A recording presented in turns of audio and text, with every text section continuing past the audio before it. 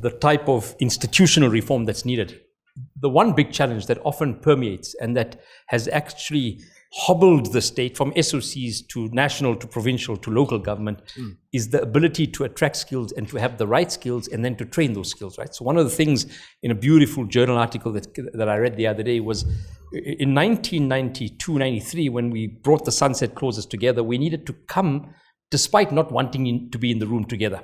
And then government was constituted under the presidency of Mandela in the GNU. A big component of that was actually to bring in former homeland administrators, to bring in exiles, those who were in Robben Island, to bring in members of the NP, to bring in apartheid individuals who've served in a previous government. And you brought everybody together. We didn't want to be in the room together. We decided to come together in the interest of the country and govern. It's not a great recipe for success. And then in the last 25 to 30 years, we've created no training capability in the country to train civil servants. And then because of the last, whatever people talk about, wasted years or whichever, or the last 15 years, have made the state less attractive for anybody to even want to go and work there. I ask students all the time, and it's been a challenge. So the problem I face is having the best cabinet is one thing, having the ability to make the state work is the tougher part.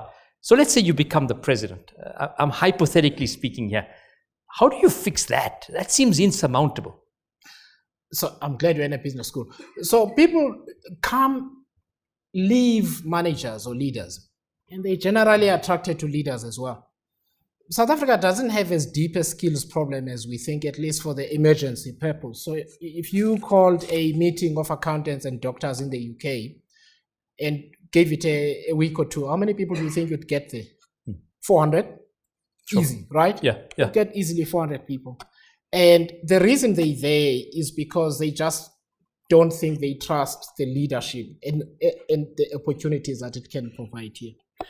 Now, one of the reasons your former colleague and now part-time colleague, Prof. Nick Binadel, is one of the first people I spoke to is because this institution has trained leaders. This institution has trained and continues to train people who've built and continue to build institutions.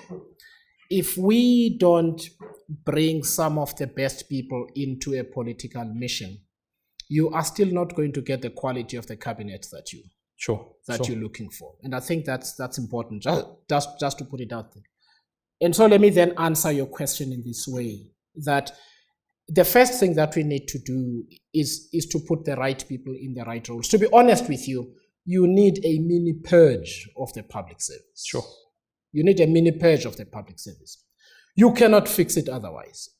There are some really good people in the public service who could work for really good leaders, who are visionary leaders, who understand what they're doing.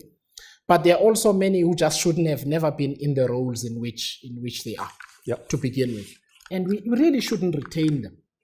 And that's the first thing that we need to do. But more specifically, in terms of the institutions, I think that we should go for. The first one for me is we should beef up again the National Treasury. Seriously.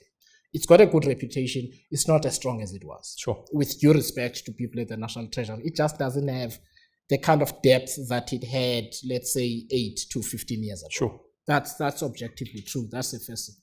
The second thing, you really need to have a more hectic purge in the security cluster. Right. You cannot fix crime when the people are beholden to criminal elements and criminal syndicates. Crime is a very big driver of the disinvestment that we see. And we're not even talking about big institutional investors. I come from Mthatha. The violent crime is on steroids. Mthatha is a murder capital of South Africa. Wow. The capital, right? Oh. People don't want to start a side hustle, right?